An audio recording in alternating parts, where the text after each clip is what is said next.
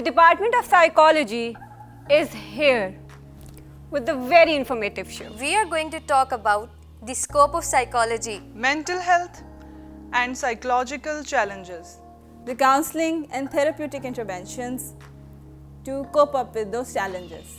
So, don't forget to watch A very different show, Psychologist of ISV.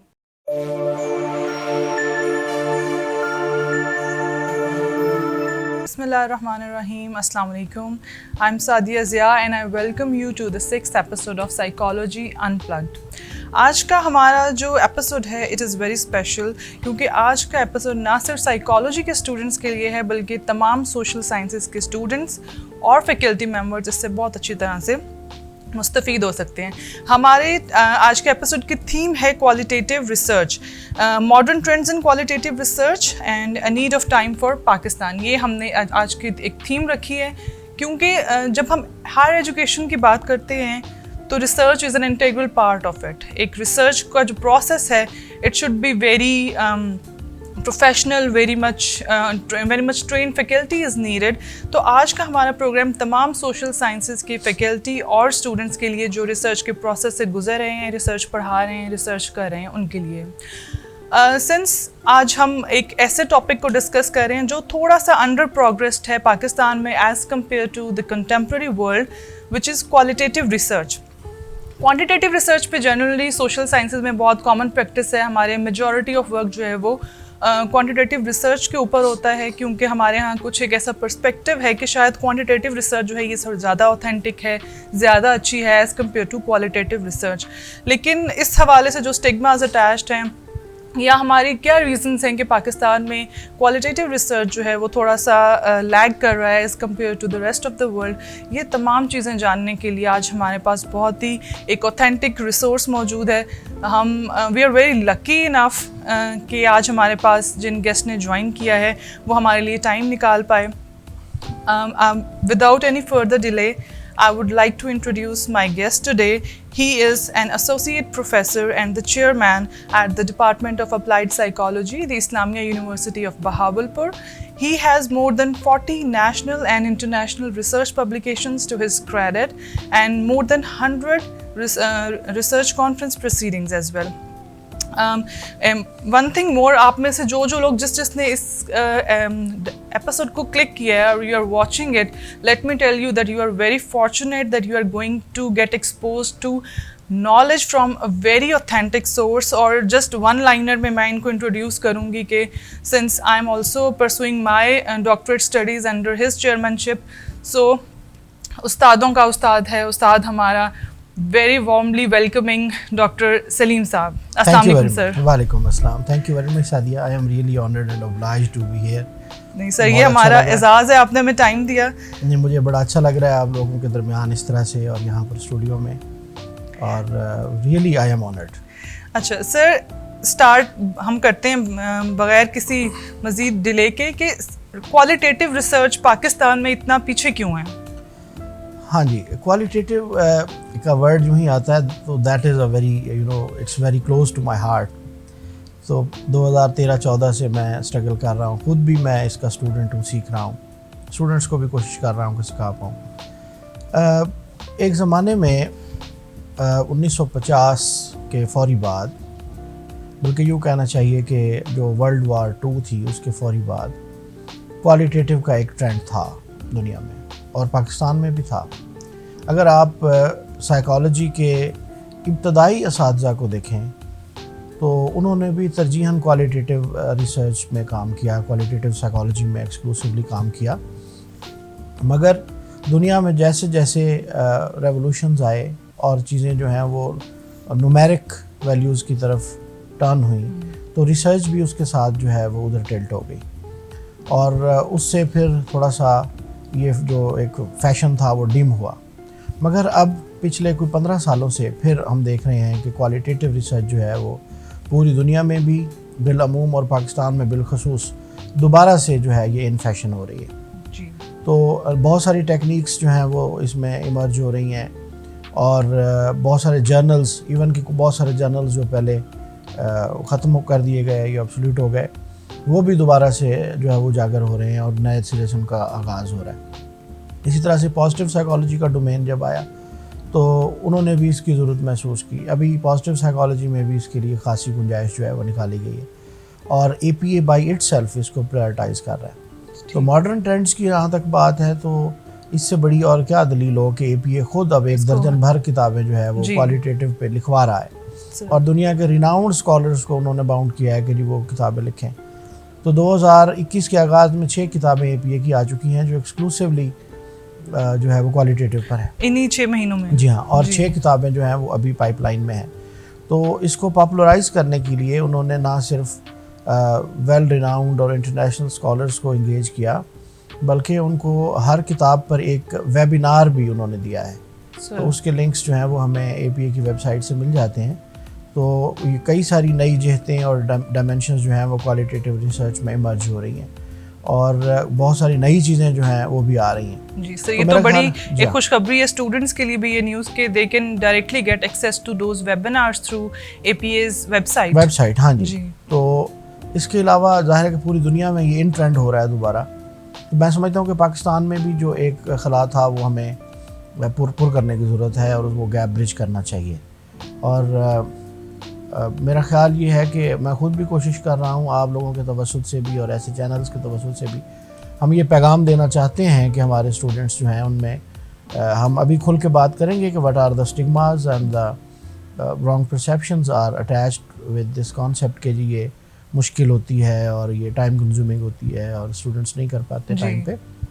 तो ऐसा कुछ नहीं है, इन पे हम आगे फर्दर फिर बात करते हैं। ठीक है जी सर। एक हमारे यहाँ अगर मैं इंडिजिनस पॉपुलेशन में एक बात करूँ हाँ, कि एक कॉमन परसेप्शन है, शायद कुछ ऐसा कन्वे ऐसा होता है स्टूडेंट्स को कि शायद क्वालिटेटिव रिसर्च जो है it is comparatively less scientific.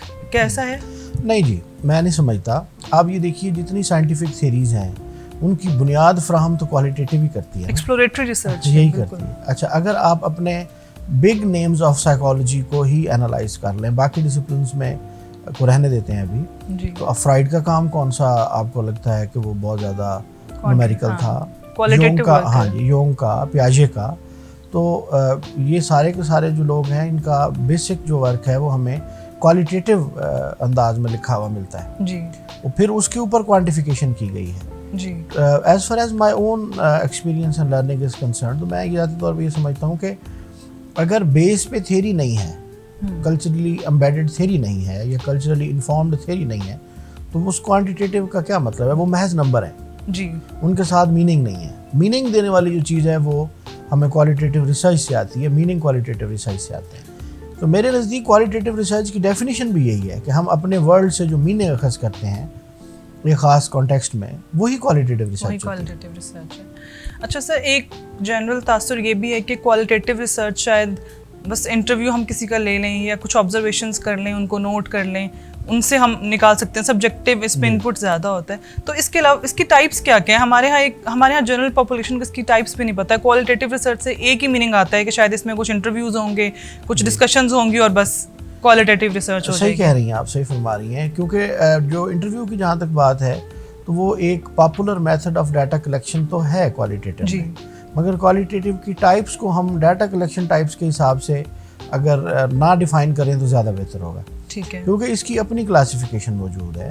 अगर आप देखें क्रेसवेल और पॉथ की जो 5 अप्रोचेस जो हैं वो 2018 में उन्होंने इंट्रोड्यूस करवाई एक किताब, तो उसमें उन्होंने प्राइमरीली ये जिक्र किया कि जी अगर हम इनकी मेजर टाइप्स की बात करें तो उसमें हमारे पास नैरेटिव रिसर्च है, और शायद नैरेटिव रिसर्च या नैरेटिव एनालिसिस शायद ओल्डेस्ट जो है वो इसकी टाइप बनेगी जी। और narrative analysis type of analysis में सबसे पुराना कहलाया जाने वाला एनालिसिस है। बाकी बहुत सारे एनालिसिस उसी से फिर आगे डिराइव हुए हैं। अच्छा, सबसे पहली जो टाइप है वो नैरेटिव रिसर्च है। इसके बाद हमारे पास फिनोमिनोलॉजी है जी। फिनोमिनोलॉजी के बाद ग्राउंडेड थ्योरी बेस्ड रिसर्चेस हैं। इसके बाद केस स्टडी मेथड है और एथनोग्राफी है। ये 5 जो हैं वो क्रेसवेल और पॉथ 2018 के हिसाब से ये 5 बेसिक या बड़ी वाली जो अप्रोचेस हैं वो हैं, मगर इसके साथ और भी बहुत सारी एक्सटेंशन है, इनके अंदर बहुत सारी टाइप्स, ये खुद भी अम्ब्रेला टर्म्स हैं, इनके अंदर बहुत सारी, बिल्कुल सही कह रही है, वो भी हैं। अच्छा, इसके अलावा आजकल जो और बहुत ज़्यादा इन फैशन है हमारी वेस्टर्न वर्ल्ड में, वो हैं arts based approaches of qualitative research. कुछ आर्ट थेरेपीज के बेस्ड जी, आर्ट्स में बहुत सारी चीज़ें आ रही हैं। उसमें पर्टिकुलरली जो बहुत ज़्यादा आजकल जिस पे काम हो रहा है वो है फोटो वॉइस। अच्छा, फोटो वॉइस, तो वो एक तरह से पिक्चर्स के ज़रिए से, इलस्ट्रेटिव पिक्चर्स ली जाती हैं और फिर उनके ज़रिए से जो है वो मीनिंग ड्राइव किए जाते हैं और वो फिर जो है वो उनको आम फहम बनाया जाता है और लोगों तक पहुंचाया जाते हैं जी। तो फोटो वॉइस भी इसी तरह से फिल्म के ज़रिए से। क्वालिटेटिव डाटा की अगर हम बात करें ना, तो क्वालिटेटिव डाटा अमूमन 3 तरह का है।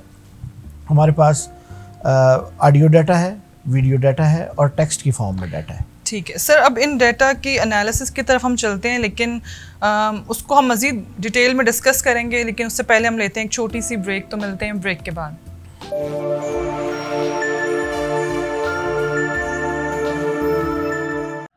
Institute of Southern Punjab Multan, the largest and pioneer degree awarding institute in South Punjab region.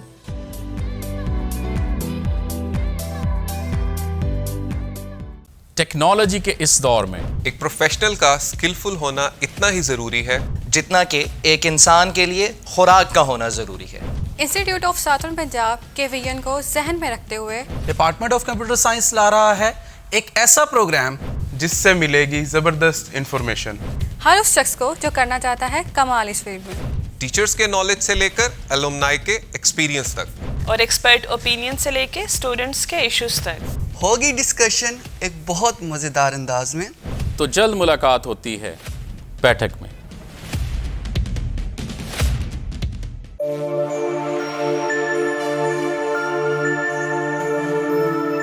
Welcome back from the break.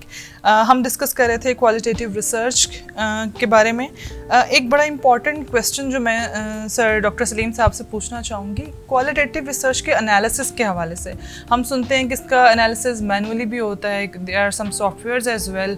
तो सर इस बारे में आप थोड़ा सा हमें एनलाइटन कीजिए। जी, मैं अर्ज़ करता हूँ जी। जहाँ तक क्वालिटेटिव के एनालिसिस का ताल्लुक है, और दुनिया में जैसे कि वर्ड जो है वो the buzz word is scientific is a buzz word. हाँ जी, बिल्कुल। तो इसको साइंटिफिक बनाने वालों ने कोशिश की कि बहुत सारे सॉफ्टवेयर जो हैं वो बनाए गए। बहुत सारे सॉफ्टवेयर अवेलेबल हैं, एनवीवो है, डीडूस है, एटलस टीआई से भी होता है, माइनर लाइट से भी कुछ लोग करते हैं, मैक्स क्यूडी है और भी बहुत सारे। तो उनकी अपनी अपने अफादियत है और अपनी अपनी यूटिलाइजेशन है। उसमें मैं एक अपनी ज़ाती राय रखता हूँ, वो ये है कि अगर आपके पास डाटा है कॉम्प्लेक्स, यानी आपको ऑडियो डाटा भी एनालाइज करना है एक ही रिसर्च में, वीडियो डाटा भी करना है और आपके पास कुछ टेक्स्ट भी है, तो फिर तो ये जो सॉफ्टवेयर्स हैं इनका इस्तेमाल नागुज़ीर हो जाता है। फिर आपको लाजमी इनका इस्तेमाल करना चाहिए। इनमें से कोई एक आप यूटिलाइज़ कर लें। एनवीवो बहुत मशहूर है, डीडूस जो है वो बहुत ज़्यादा मशहूर है, माइनर लाइट है, एटलस टीआई है, मैक्स क्यूडी है। तो कैसे हर किस्म का क्वालिटेटिव डाटा इन सॉफ्टवेयर्स में से गुजर जाता है? बेसिकली सॉफ्टवेयर क्या करते हैं, सॉफ्टवेयर आपको ये सहूलत दे देते हैं कि जो आपने वर्डिंग करनी है या थीमिंग कोडिंग करनी है वो कर देते हैं और उनको ग्रुप या चंक करने में या कोहर्ट्स बनाने में वो आपको हेल्प आउट करते हैं। बेसिकली तो एनालिसिस आपके माइंड में ही चल रहा होता है। जी, क्वालिटेटिव में और क्वांटिटेटिव का एक जो बेसिक फ़र्क है वो ये भी तो है कि रिसर्चर जो है इसमें अपने हिसाब से और अपनी लर्निंग के हिसाब से और अपने कल्चर के हिसाब से चीज़ों को जो है वो सामने लाता है। जी, तो अगर आप सिंगुलर टाइप ऑफ डाटा है आपके पास, तो फिर अगर आप उसको मैनुअली भी हैंडल करना चाहें तो कर सकते हैं। ठीक है। उसके लिए मैं तो अपने स्टूडेंट्स को वर्ड के थ्रू मैनुअल एनालिसिस। सर बहुत टाइम कंज्यूमिंग तो नहीं होगा ये? स्टूडेंट्स इस चीज़ से भी डरते हैं ना, डिग्री कंप्लीशन के लिए जो टाइम होता है। नहीं, बिल्कुल नहीं जी, बिल्कुल नहीं, मैं नहीं समझता। ठीक सर। और बिल्कुल ये मैं तो बल्कि समझता हूँ कि अगर एक स्टूडेंट मुसलसल जुड़ा रहे और वो फेमिलियराइजेशन अचीव कर ले डाटा के साथ, तो उसको कम वक्त लगता है एज कम्पेयर टू क्वांटिटेटिव। अच्छा, हाँ जी जी सर, क्योंकि वो सारे डाटा प्रोसेस में उसने हर चीज़ को खुद से एक्सपीरियंस किया होता है। ठीक, डाटा कलेक्शन में भी वो होता है, और जब डाटा कलेक्शन हो रही होती है तो क्वांटिटेटिव की तरह ऐसा नहीं होता इसमें कि ये आइडियल भी नहीं है कि हम एक ही दफ़ा पहले डाटा इकट्ठा कर लें। जी, अगर इंटरव्यू के थ्रू हम डाटा ले रहे हैं तो एक इंटरव्यू आएगा तो वो उसको एनालाइज करेगा, ताकि हमें ये पता लगता रहता है कि हमारे पास जो आने वाला कंटेंट है उसमें थीम्स वगैरह किस तरह से आ रहे हैं, क्या कुछ उसमें नया आ रहा है, और इसी बुनियाद पर हम अपने सैंपल को सफिशिएंट डिक्लेयर करते हैं। कुछ राइटर्स इसको सैचुरेशन पॉइंट कहते हैं। इसी से हमें पता लगता है कि अब फर्दर हमें जो है वो इंटरव्यूज़ नहीं लेने या डाटा कलेक्ट नहीं करना, क्योंकि यहाँ पर आकर इंफॉर्मेशन रिपीट होना शुरू हो गई है। तो सर इसका सैंपल साइज कैलकुलेशन के लिए भी क्या हमारे पास कोई फार्मूलाज हैं? क्वांटिटेटिव की तरह से हम पहले यूजुअली इसमें नहीं कर सकते जी। यही सैचुरेशन पॉइंट जो मैं अर्ज कर रहा हूँ यही डिटरमिन करता है कि यहाँ पर अब आपका डाटा जो है वो सैचुरेट हो रहा है, चीज़ें रिपीट होना शुरू हो गई हैं, कॉन्सेप्ट्स जो हैं वो बार बार वही सेम आ रहे हैं, तो अब आपको फर्दर जो है वो डाटा कलेक्ट नहीं करना, ये करने की ज़रूरत नहीं है जी।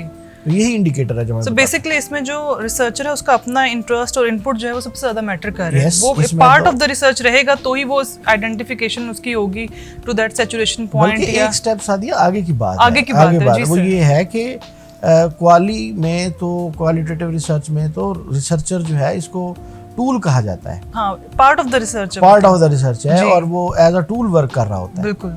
तो अगर कोई ये सवाल करे कि क्वालिटेटिव में टूल क्या होता है, तो researcher works as a tool जी। अच्छा सर, हमेशा जब भी हम बात करते हैं साइकोलॉजी की रिसर्चेस की तो साइकोमेट्रिक प्रॉपर्टीज़ जो हैं वो वैलिडेट करती हैं कि ये साइंटिफिक है, ये बिल्कुल सही है। तो क्वालिटेटिव रिसर्च में भी कोई साइकोमेट्रिक प्रॉपर्टीज़ हैं? साइकोमेट्रिक प्रॉपर्टीज़ एज सच ये टर्म तो शायद नहीं है, मगर वो सारे फिनोमेनाज जो ये इंश्योर करते हैं कि जो हम चेक करना चाह रहे थे वो चेक हुआ या नहीं, जिसको हम वैलिडिटी और उसके डिफरेंट टाइप्स के साथ जोड़ते हैं। इसी तरह से जो हमारे पास आते हैं रिलायबिलिटी एंड वैलिडिटी के जो मामला, तो क्वालिटेटिव में वो रिगर कहलाता है। अच्छा। ये फिनोमेना रिगर के नाम से है जी। तो रिगर में हमारे पास फर्दर जो है वो कई सारी टाइप्स हैं जिनके ज़रिए से हम इस बात को इंश्योर करते हैं कि चीज़ें जो हैं वो सही तौर पर सामने लाई गई हैं। जो फाइंडिंग्स आई हैं वो बड़ी प्रूडेंट हैं और उनके पीछे जो प्रोसेसेस थे वो बड़े ट्रांसपेरेंट हैं जी सर। तो उसमें कई सारे क्राइटेरियाज हैं। गूबा एंड लिंकन्स का एक बड़ा मशहूर रेफरेंस चलता है जो 1985 से लोग कोट करते चले आ रहे हैं। उसमें 4 फैक्टर्स हैं, उसमें ट्रूथफुलनेस भी है, जेन्युइननेस भी है, और इस तरह से उनके और भी पैरामीटर्स हैं, कुछ और भी जो रेफरेंसेस हमें मिलते हैं। ठीक सर। तो उसमें यह है कि जो लोग उसमें इन्वॉल्व हैं एज अ टीम जी, उनकी अपनी क्रेडिबिलिटी कितनी है और उनका अपना जो है वो रिसर्च का एक्सपोजर कितना है, being the tool of the research exactly. तो ये सारी चीज़ें मिलके जो है वो रिगर डिटरमिन करती हैं। ठीक है। अच्छा सर, स्टिग्मास बहुत ज़्यादा अटैच्ड हैं क्वालिटेटिव रिसर्च से हमारे यहाँ पाकिस्तान की अगर मैं बात करूँ रिसर्च में, तो क्योंकि स्टूडेंट्स भी इतने मोटिवेटेड नहीं होते क्वालिटेटिव रिसर्च को ऑप्ट करने के लिए, और सुपरवाइजर्स भी इतने इनकरेज नहीं करते स्टूडेंट्स को, और वो खुद भी इतने मोटिवेटेड नहीं होते considering it having a lot of stigmas attached to it. तो इस पर थोड़ा सा मैं आपकी चाहूँगी, आपका इसके बारे में क्या राय है? क्या स्टिग्मास बेसिक जो आपने अपने एक्सपीरियंस के दौरान देखे हैं कि ये स्टिग्मास अटैच हैं, क्या रीजंस हैं और फिर सोल्यूशंस क्या हैं उनके लिए? अच्छा, ये बड़ा इम्पोर्टेंट और अच्छा सवाल आपने किया है। एक तो हमारे असातिज़ा ने ये मेहरबानी की है कि उन्होंने अपने स्टूडेंट्स को ये कहा कि शायद ये मुश्किल होती है, और दूसरा ये टाइम कंज्यूमिंग होती है। तो ये 2 चीज़ें जब स्टूडेंट सुनता है तो वो अननेसेसरी फियर में चला जाता है कि अच्छा जी ये मुश्किल है, और फिर शायद जो हमारे पास सेमेस्टर की ड्यूरेशन है उसमें पता नहीं ये पूरी होगी कि नहीं होगी, डिग्री लेट ना हो जाए। ऐसा नहीं है, ठीक है।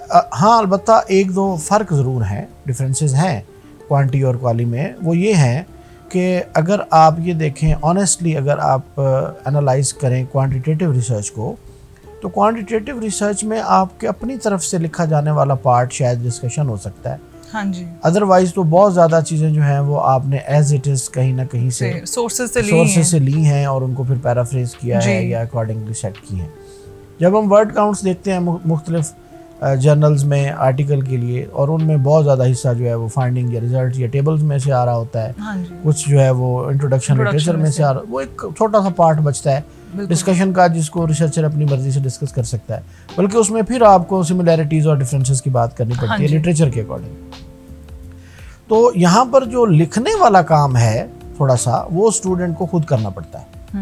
शायद हो सकता है कि जो हमारे टीचर्स का अपना जो फियर था कि कुछ लोग शायद मेरी तरह से निकम्मे हो ना लिख सकते हों, तो वो अपने स्टूडेंट्स में भी ये चीज़ इन्फ्लिक्ट करते हैं कि जी शायद खुद लिखना पड़ेगा, तो ये लिखने का फियर भी एक वजह है। एक वजह है, क्वाली कॉपी पेस्ट बनाने करना की। आसान है जी। हाँ जी, हालांकि ऐसी कोई बात नहीं, कोई बहुत बड़ी इसमें स्किल्स दरकार नहीं है, सिर्फ आपकी उस फिनोमेना पर कमांड और बेसिक राइटिंग स्किल्स या बेसिक एकेडमिक राइटिंग स्किल्स अगर आप में इनफैक्ट है, रिसर्च भी तो एक स्किल है ना। स्किल है जी, बिल्कुल।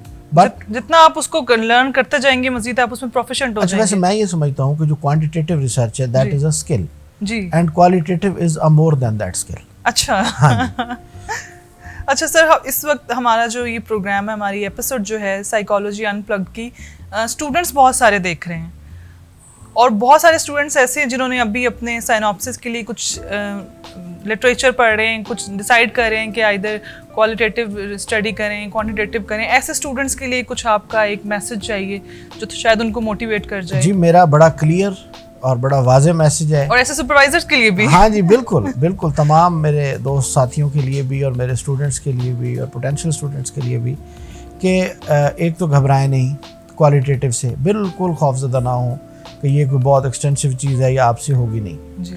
ये हम कर सकते हैं, हर कोई कर सकता है। और मैं समझता हूँ कि ये बेसिक हमारा कंट्रीब्यूशन यही होगा। इसमें मैं आखिर में एक चीज़ जो मुझे बहुत ज़्यादा जिससे मैं मूव्ड भी फील करता हूँ वो ये है कि हमारा अपना कल्चर बाकी कल्चर से यूनिक है। एग्जैक्टली। मगरिब से हम बहुत मुख्तलिफ हैं, कई हवालों से मुख्तलिफ जी। मिसाल के तौर पर हम अपने कल्चर का सिर्फ एक कंपोनेंट लेते हैं जिसको हम रिस्पेक्ट या ऑनर कहते हैं। आपने अक्सर ये सुना होगा, ये ज़ुबान ज़द आम है कि जी वो भले मेरा काम करता या ना करता, मुझे इज्जत से उठाता बिठाता तो सही। हाँ जी। हम अपनी इज्जत और अपनी जो प्रायोरिटी है और ये हमारी वेलबींग में या हमारी जो ओवरऑल सेटिस्फेक्शन विद लाइफ है उसमें ये बड़ा इम्पोर्टेंट रोल प्ले करता है जी। आप दुनिया जहान की थेरीज उठा के देख लीजिए, क्या उसमें रिस्पेक्ट या ऑनर कोई इंडिकेटर है? नहीं है। यूरोपियन किसी लिटरेचर में आपको वेलबींग का या जो सेटिस्फेक्शन विद लाइफ है उसका इंडिकेटर रिस्पेक्ट या ऑनर नहीं मिलेगा। ये हमारी यूनिकनेस है, तो ये हमने इसको उजागर करना था। ये हमारा कल्चरली कंसर्न्ड कंस्ट्रक्ट था जो एकेडमिकली इग्नोर्ड है। बिल्कुल सर, ये आपका मैसेज बहुत इंपॉर्टेंट है और मेरे ख्याल से जो सुन रहा है इसको, इस बात पे थोड़ा सा गौर करें तो आप इस पूरी बात को बड़े अच्छे तरीके से समझ पाएंगे। हमारे कल्चर में न्यू फिनोमेनाज, जिस तरह से दुनिया तरक्की करी है, न्यू फिनोमेनाज जनरेट हो रहे हैं और there is a lot of scope कि हम क्वालिटेटिवली उन फिनोमेनाज को एक्सप्लोर करें। हर दूसरा दिन एक नई चीज़, एक नया फिनोमेना लेके आ रहा है और इसके लिए बहुत सारा स्कोप भी है, बहुत स्पेस भी है। तो इन सब चीज़ों को एक्सप्लोर करने के लिए डेफिनेटली क्वालिटेटिव रिसर्च के लिए आपकी मोटिवेशन ज़रूरी है। और जैसे कि सर ने कहा, सबसे पहले आपने घबराना नहीं है। और इसी मैसेज के साथ हम आज का अपना प्रोग्राम कंक्लूड करते हैं।